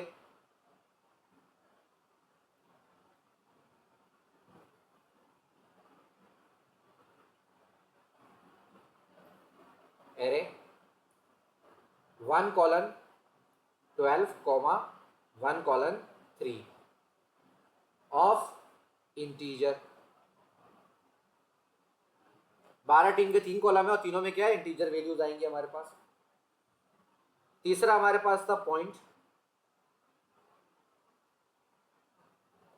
declare points array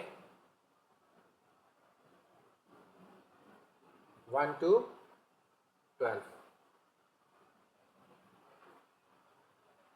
ठीक है, ऑफ इंटीजर, डिक्लेयर, क्योंकि उसने हमें बात की थी कि हमारा जो है वो मैचेस कितने वॉन हो रहे हैं, कितने ड्रॉन हो रहे हैं, तो हम यहाँ पे सारे लिखेंगे match won drawn lost, integer आ गया, declare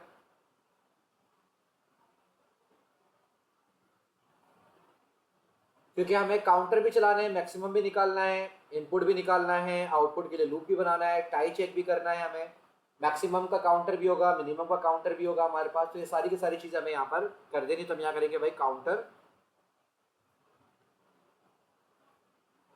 comma maximum comma tie check, क्योंकि उसने कहा था ना सबसे पहले आपने हाईएस्ट वाले को बताना क्योंकि हाईएस्ट पॉइंट है। आउटपुट के लिए हमें करना है, फिर आउटलुक हो जाएगा हमारे पास, आउट लूप कर सकते हैं, इसको हम काउंटर है हमारे पास ये सारे, ठीक है।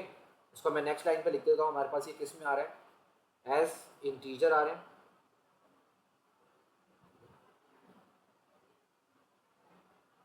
उसके बाद हमारे पास टाई टेबल भी बनाएगा, टाई टेबल भी बनेगा, declare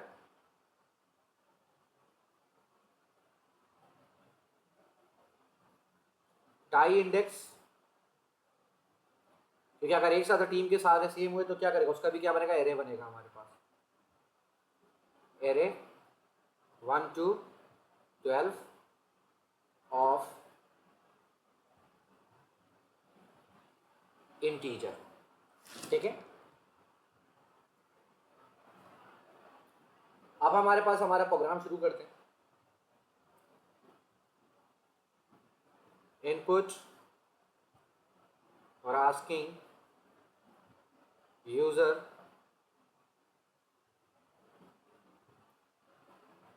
of number of matches played, ये 2 स्लैश का मतलब होता है कमेंट, हमें कमेंट लगाना है कि हम कमेंट लगा के देख रहे हैं कि भाई हमारे पास कमेंट के अंदर क्या चीजें चल रही हैं, ठीक है। मैसेज आ गया यूजर के पास, आउटपुट एंटर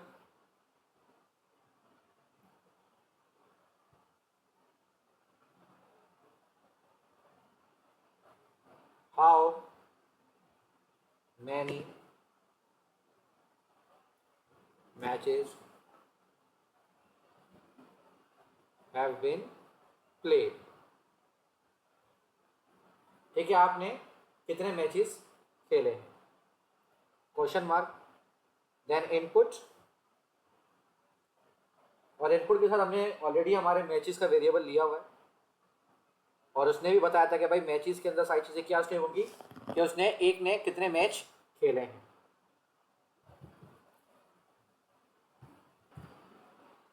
ठीक है। अब हमने पहले पार्ट पे क्या किया कि पहले पार्ट पे हमने यहाँ से यहाँ तक हमने एंट्रियाँ चेक कराई कि भाई वैलिडेशन हो गया, 20 नंबर उसके 20 मैचेस जो है वो ऐड हो रहे हो, ठीक है। उसके बाद हमने दोबारा स्टार्ट किया, भाई क्लब का नाम एंटर होगा, फिर क्लब का नाम उसने स्टोर कराने के लिए भी बोला है, तो जब भी आपको कोई चीज़ एरे में स्टोर करानी तो आप उसकी इंडेक्सिंग वैल्यू यूज़ करते हो, काउंटर, ठीक है। ये क्या कहलाती है, इंडेक्सिंग वैल्यू, जो कि काउंट के साथ चल रही है। क्लब हमारे पास आ गया। अब जब क्लब हमारे पास एंटर हो गया तो हम सेकंड पार्ट हमारे पास क्या हमें कराने हैं, मैचेस एंटर, कि भाई कितने मैच है, मैचेस का रिजल्ट क्या है। तो हमने यहाँ पर एक और वैलिडेशन हमें करानी है कि भाई हम क्या कर रहे हैं, matches validation, match results validation.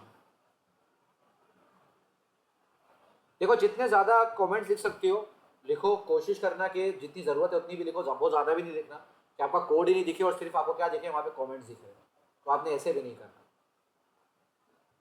हमने लिखा भाई आउटपुट करो एंटर द नंबर ऑफ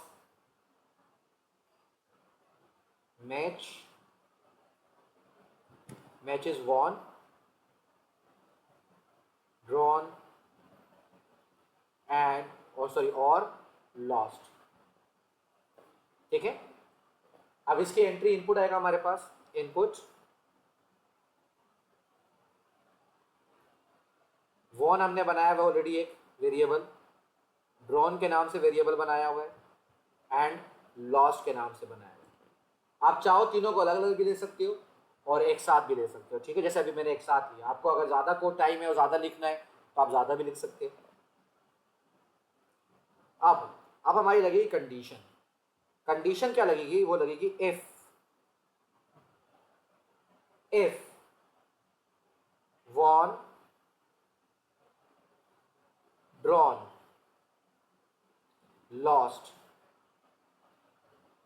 इन तीनों को प्लस करके, अगर ये तीनों प्लस करने के बाद नॉट इक्वल टू है किसके? जो मैचेस की उसने वैल्यू पर एंटर करी है।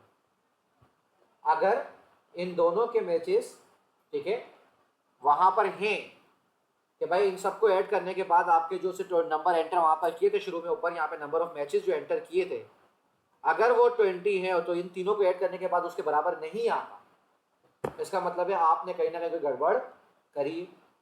तो इसका मतलब है कि वो क्या करेगा भाई कि आप दोबारा से उसको बोलेंगे आउटपुट देन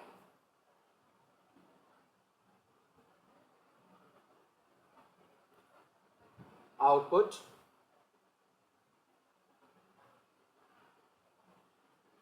योर इनपुट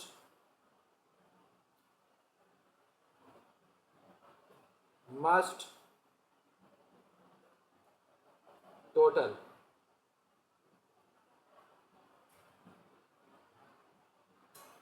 ठीक है, कॉमा मैचेस। हमने यहाँ पे मैच का वेरिएबल लगा ताकि उसको पता हो कि उसने कहां पर गड़बड़ करी है, comma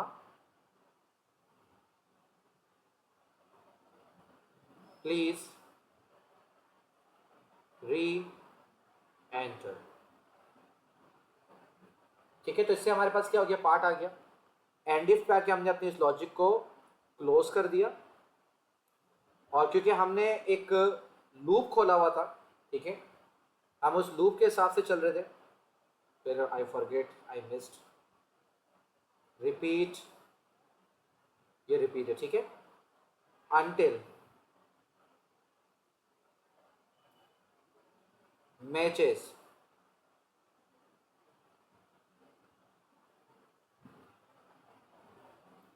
equal to von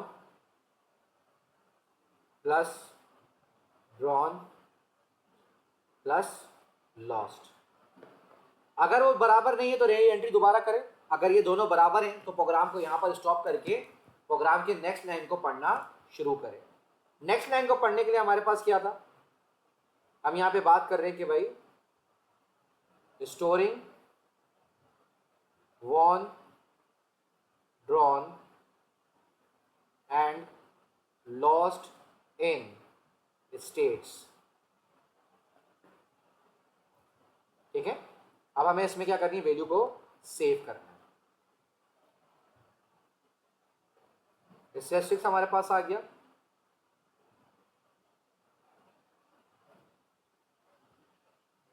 states के पहले पार्ट में हमारे पास क्या था? काउंटर,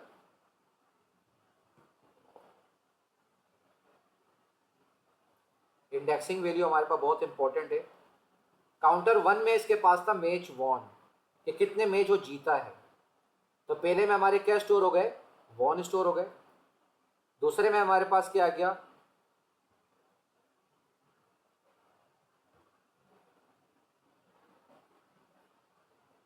काउंटर कोमा 2 के अंदर जो वैल्यू हमारे पास है उसमें हमारे पास दिखाता है मैच ड्रॉन, कि वो कितने मैच उसने बराबर किए। तीसरे जो कॉलम था उसके अंदर, तीसरे कॉलम के अंदर उसने स्टोर करना था लॉस्ट का, कि भाई कितने मैच हारा है। काउंटर कोमा 3, और इसमें वो स्टोर कर देगा लॉस्ट। मीन्स जो आपने ऊपर एंट्रियां करी है ये वाली, कि वॉन कितने थे, ड्रॉन कितने थे, लॉस कितने थे।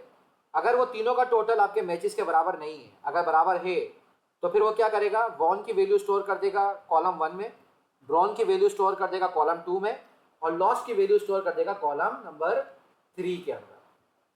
ठीक है, और साथ ही साथ अब वो क्या करेगा, कैलकुलेट करेगा point,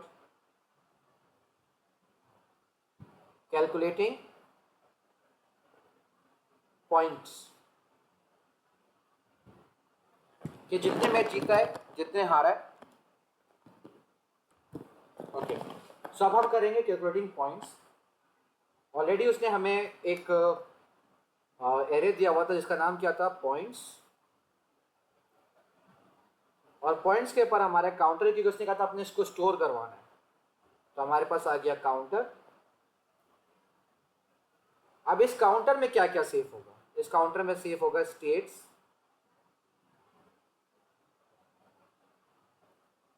count, counter comma 1। Counter comma 1 के अंदर क्या थे, पॉइंट्स थे, और उसने लिखे थे भाई पॉइंट्स मल्टीप्लाई बाय क्या है, 12 है। कि अगर आपके पास काउंट्स की वैल्यू आ रही है तो वो क्या आनी चाहिए, 12 आनी चाहिए। देन हम एडिशन करेंगे यहां पर, add statistics again, counter comma 2। Comma 2 के अंदर हमारे पास क्या था, मैच ड्रॉ, और मैच ड्रॉ के ऊपर पॉइंट्स थे हमारे पास 5। तो ये दोनों जो आपस में ऐड होंगे उनकी वैल्यू कहां जाके स्टोर हो जाएगी, आपके पास पॉइंटर के अंदर हो जाएगी। ठीक है, तो यहां पर आकर हमने क्या किया, हमारा पहला कैलकुलेशन कर दी, और इसी के साथ हमारा जो फोटो नेक्स्ट हमने स्टार्ट किया था, नेक्स्ट काउंटर भी आकर यहां पर कंप्लीट हो जाता है। अब हम आइडेंटिफाई कर रहे हैं मैक्सिमम को, तो मैक्सिमम के लिए हमने मैक्स को -100 ले लिया कि भाई एक नेगेटिव वैल्यू हमारे पास होनी चाहिए। उसके बाद हमने ऊपर ऑलरेडी डिक्लेयर करवाया काउंटर को, मैक्सिमम को, for maximum is equal to 1 to 12 कि भाई 12 टीम है। इफ अब हमें पॉइंट्स टेबल को चेक करना है कि हमारी पॉइंट्स टेबल क्या है। हमने कहा भाई पॉइंट्स टेबल, हमारे पास ऑलरेडी पॉइंट्स का एक बना हुआ है, तो हमने कहा भाई पॉइंट्स,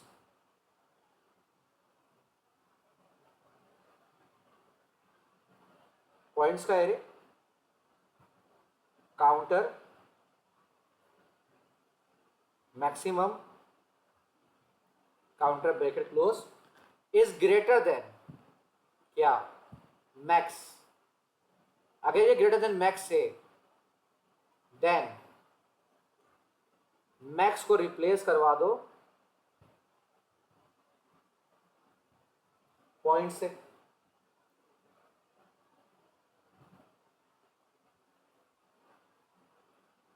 ओहो,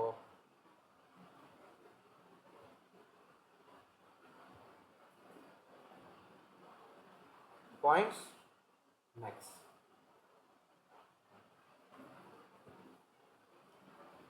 भाई वो चेक कर रहा है यहां पर कि आपकी वैल्यू जो पॉइंट्स पे वैल्यू आपने ऊपर कैलकुलेट करवाई, यहां पर इधर कैलकुलेट कराई, अगर वो ग्रेटर देन -100 है तो मैक्स की वैल्यू को रिप्लेस कर दो, किससे, पॉइंट टेबल से रिप्लेस कर दो।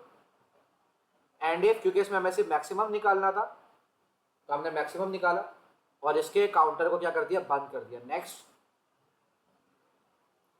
मैक्सिमम। ठीक है, अब क्योंकि हमें टाई चेक करना था, हमने सारी एंट्रियां कर ली, हमने फुटबॉल क्लब का नाम ले लिया, हमने 22 को आइडेंटिफाई करा दिया, हमने ये देख लिया कि जो उसने एंटर किए थे नंबर वो सारे बराबर हो रहे हैं या नहीं हो रहे हैं। हमने ये सारी चीजें देखने करने के बाद हमने मैक्सिमम भी निकाल दिया कि भाई मैक्सिमम कैसे निकलेगा। अब हम बात करते हैं कि उसने कहा था कि अगर आपकी टीम के, अगर किसी टीम के मैच पॉइंट जो है वो टाई कर जाते हैं तो वो भी आपने आउटपुट करना है। तो उसके लिए हम क्या करेंगे, टाई करेंगे कि भाई हम आइडेंटिफाई कर रहे हैं कि भाई असली विनर कौन है या टाई कौन सा है। तो हम यहां पे लिखेंगे फाइंडिंग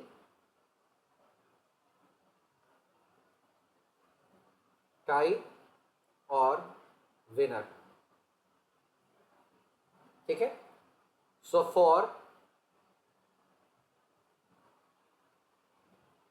टाई चेक हमने बनाया था, इंडेक्स भी बनाया था चाहे टाई चेक का, इक्वल टू 1 to 12। ठीक है। If points tie check, if points हमारे पास क्या है, टाई चेक के अंदर है, ठीक है, और वो बराबर है किसके, मैक्स के, जो हमने देखो मैक्स यहां पे आइडेंटिफाई कराया था, देन आप कर दोगे काउंट को काउंट प्लस 1,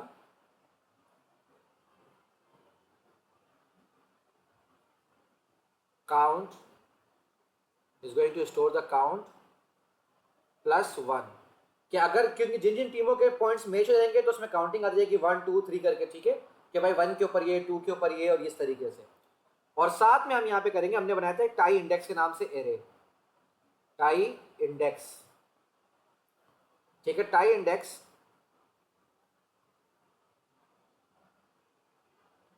काउंट, ये वाले विंडो के साथ ये इससे लिंक होगा, ठीक है, इसकी इंडेक्सिंग यहां से आएगी, इसको रिप्लेस करवा दो किससे,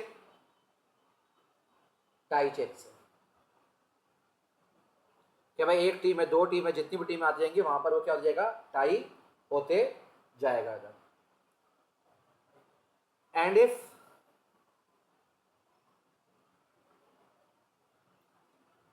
के बाद हमारा नेक्स्ट चेक,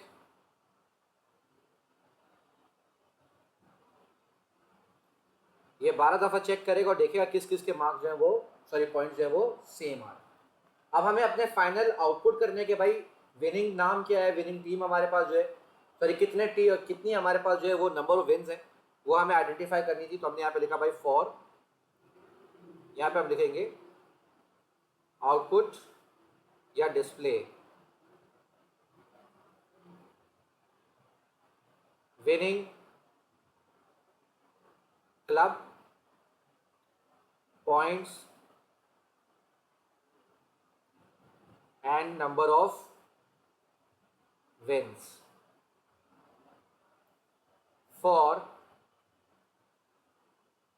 आउटलुक। ये मैंने शुरू में बताया था कि हमने आउटपुट के लिए यूज किया है 1 to 12, ठीक है, आउटपुट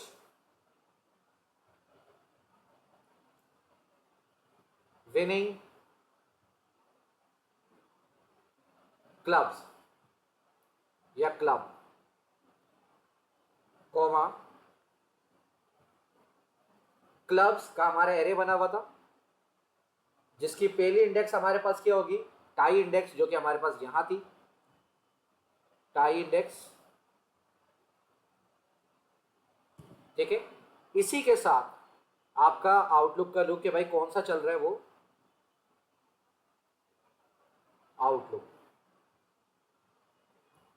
डबल इंडेक्सिंग कहलाती है जब इंडेक्स के अंदर एक और इंडेक्स हमें इस्तेमाल करना होता है। आउटपुट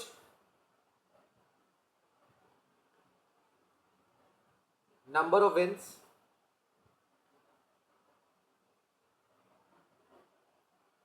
नंबर ऑफ विन्स के अंदर हमारे पास आ जाएगा स्टेट्स,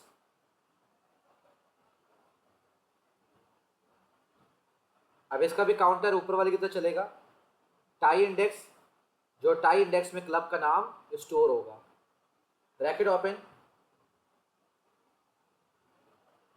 आउटलुक कॉमा, क्योंकि ये 2D एरे था हमारे पास और पॉइंट्स टेबल हमारे पास किस में स्टोर थे, 1 के अंदर, तो ये आपके पास 1 में यहां पर आ गया। इसी तरीके से हमारे पास ये आ जाएगा नेक्स्ट आउटलुक। अब उसने हमें बताया कि भाई मैक्सिमम को भी आपने आउटपुट करना है, हमने लिखा आखिरी में output winning points comma max, ठीक है। इसी के साथ हमारी सारी रिक्वायरमेंट यहां पर आके क्या होती हैं, कंप्लीट हो जाती है।